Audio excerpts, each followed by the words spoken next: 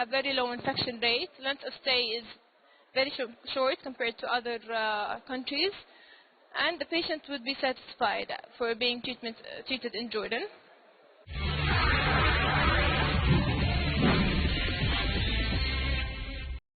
So Rex is a robotic exoskeleton that enables a disabled person to walk.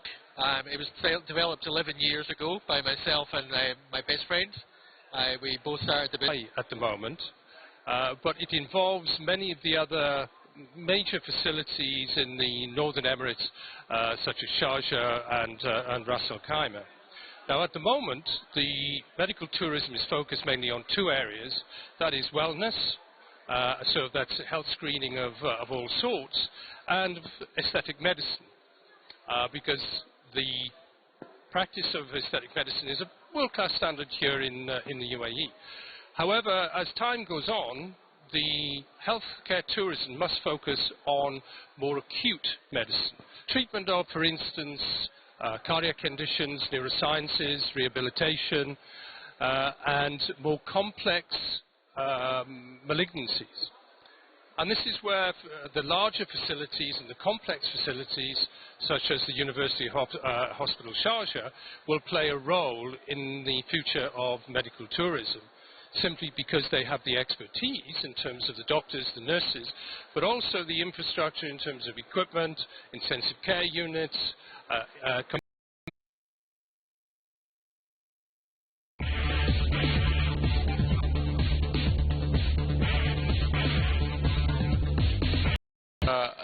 citizen and resident. We will be, as I told you, continuing for next year in Arab Health to prepare for our new hostel, which it will be again in Fujairah, Emirates, about 55 kilometers from the first one.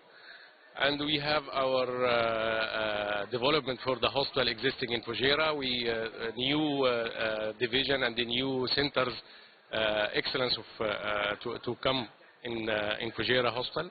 So this is what we will try in the next year to put it for the people coming.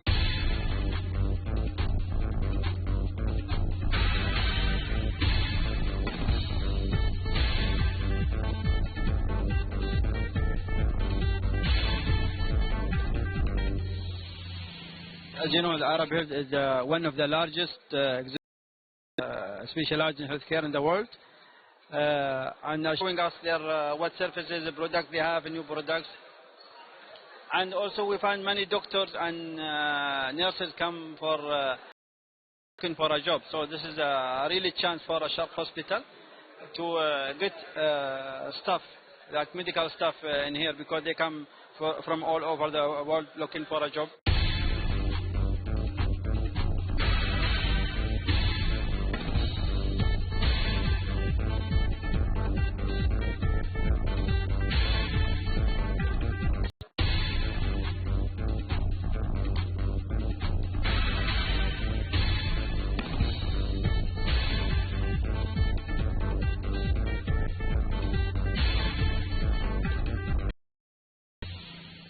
This is our first participation in the Arab Health. I'm very, very happy that we have in immunity, but it's becoming really an enormous problem. It's costing the United States and around the world an enormous amount of money to take care of these patients. Now, one of the things that is probably increasing the incidence of asthma in the United States in the Western countries is obesity. We know that there is a link with obesity. Children that are above the 85th percentile for BMI, for body mass index, tend to have an increased risk to develop asthma. And so we have been doing a lot of studies in trying to understand why that happens.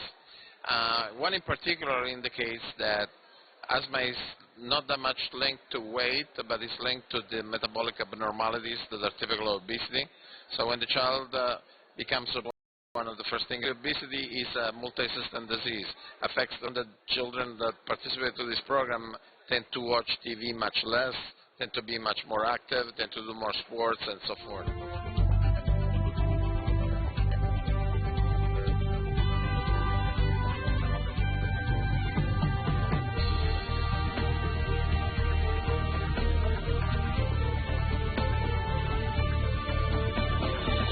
Linde is one of the largest gases companies in the world. It spans in more than 100 countries, and within healthcare sector, it's present in 60 countries. We have the pleasure to introduce our home health sleep profile and portfolio in United Arab Emirates. We have opened our first 9-bed sleep center, and that takes care of people with sleep apnea, people who have had bariatric or who are going to have bariatric surgeries, who have respiratory problems, who have obesity, cardiac, is going to take care of them. We are opening a dedicated center for sleep, which is one of its kind in the market. Individual hospitals have 1 or 2 beds, but we do have 9 beds, and we do the E&M, we do the diagnostics, we do the study, we do the titration. So yes, we are unique in that way that we have a focus center which deals with that.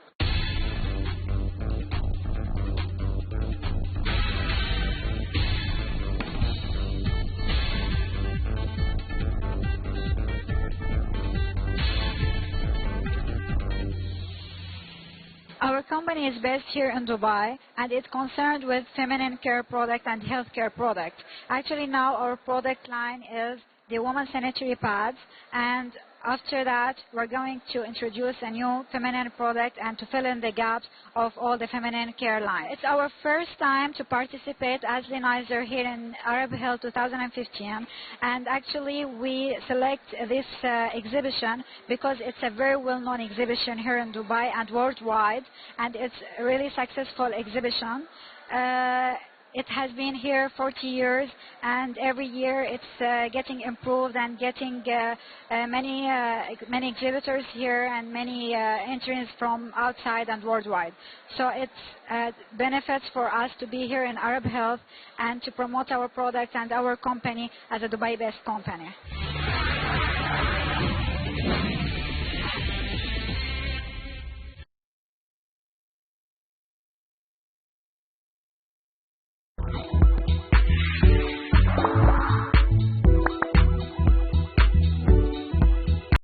Doing the past 2 episodes explaining what PCOS is, what are the symptoms it exhibits, and how to manage it, both medically and non-medically. And in our last episode, she gave us plentiful tips on how to manage it with diet, and even the practical aspects of how to do it. And in this episode, we are going to see what we need to do with ourselves with regard to our lifestyle. Thank you, Dr. Anita, for all the informative, interactive sessions that we had earlier. Surprisingly, sleep is one amongst them. Proper sleep, timing, and how you do it, when you do it, just as in diet. The amount and the duration of physical activity that is needed. The changes in the lifestyle as to the amount of stress and strain one incurs, and as I explained, lots of things to do in the diet. These are all things which you could change. I mean, practically changed to avoid a doctor. So it's like, an apple a day keeps a doctor away. So I'm going to give you tips how to avoid seeing me or consult me or come for treatment for infertility. I thought we were going to talk about exercise, and I'm surprised that you mentioned one of the elements as sleep. Is sleep such an important or a major factor for PCOS? Sleep or anything related to sleep doesn't cause PCOS as such, but if you look at PCOS as a condition and you want to try and reduce the symptoms or to prevent PCOS, sleep does have a role. Because see, the incidence of PCOS is actually going up, in the last couple of. One of the contributing factors is the abnormal sleep. Mm-hmm. What happens is that humans are engineered to sleep at 4, by the time it gets dark and before midnight, and wake up with the rising sun. But what happened nowadays is that related to a substance called. So now you did explain with regard to the rest that we need to take. What about the exercise that we need to do?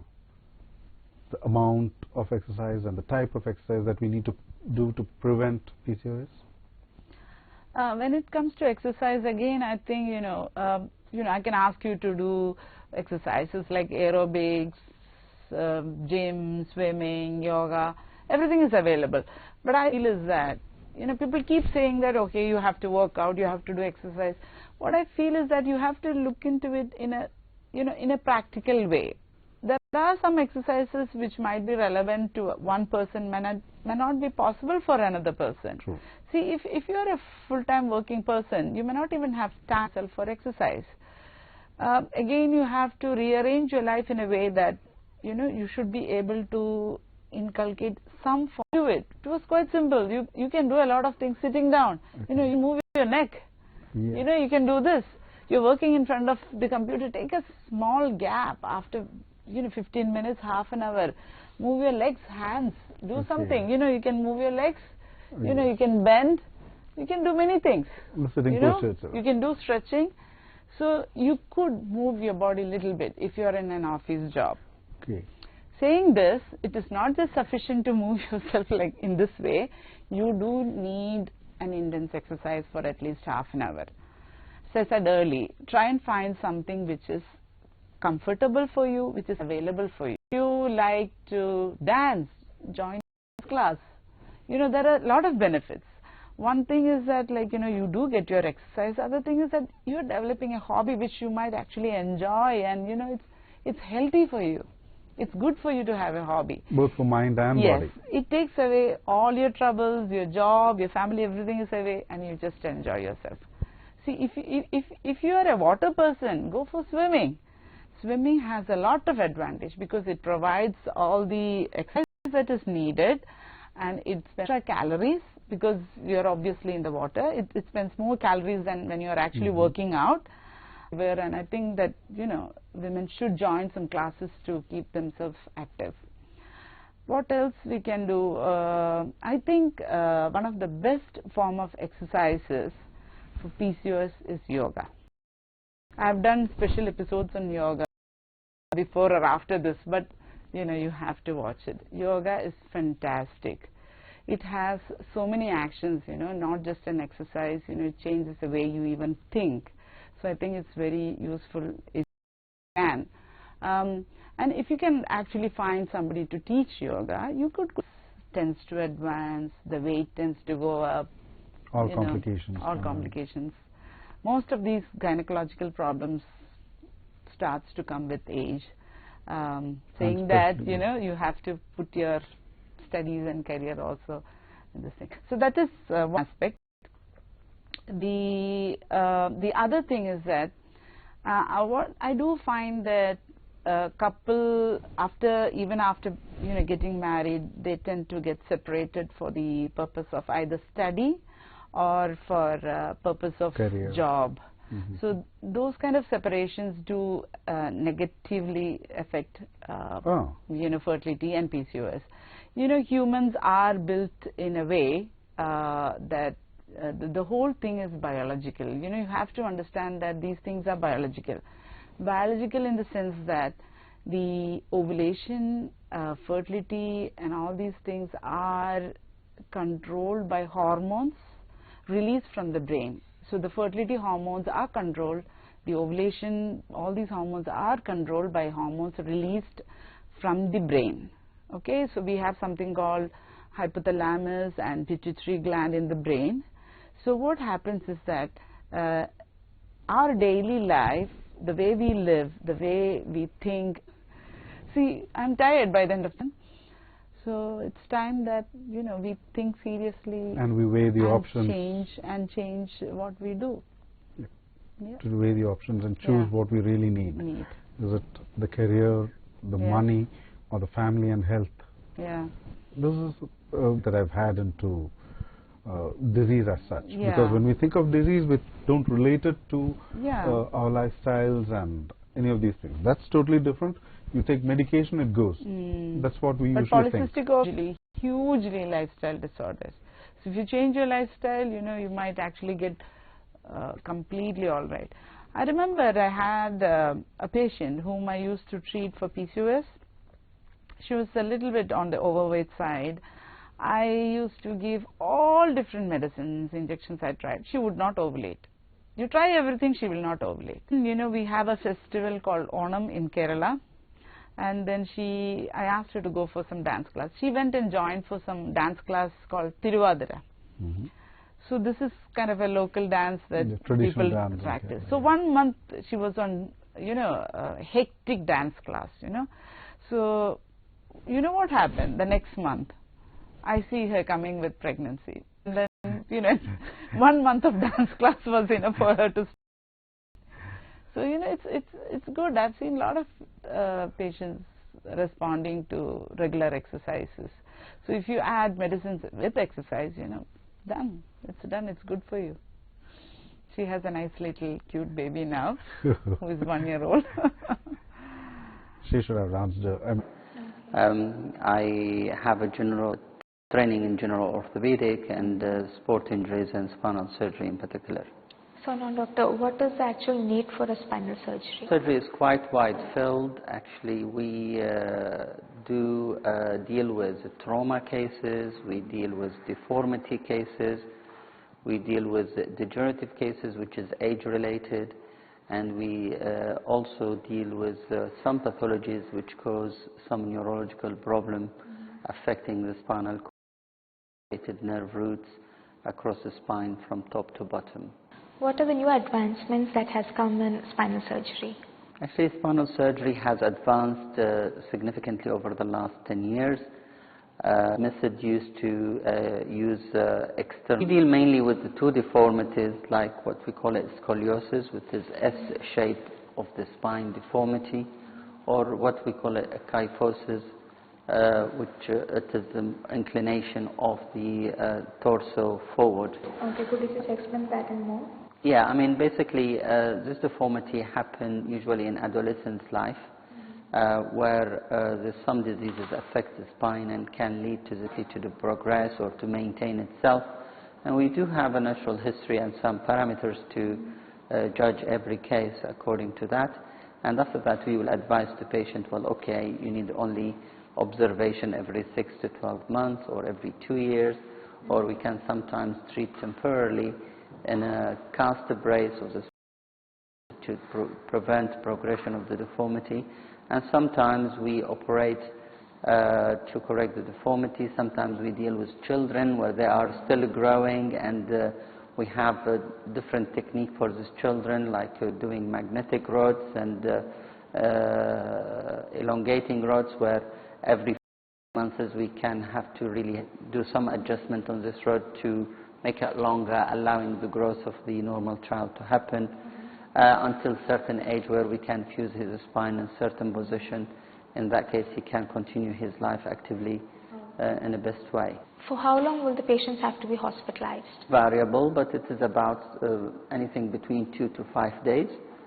Sometimes in minor corrective surgery, they can leave the hospital in 2 days, but if the surgery is quite extensive, most of the time they require 5 days just to make sure that they are stable in terms of blood pressure neurologically, and they are able to mobilize with some help, obviously, until they can go home and rehabilitate in under control and usually recover period of time. This is not necessarily related to a human error or equipment failure, etc., but sometimes related to the complexity of the case. We have a lot of monitoring devices, particularly with the deformity surgery, like neuron devices which we put during the surgery to that on a little growing rod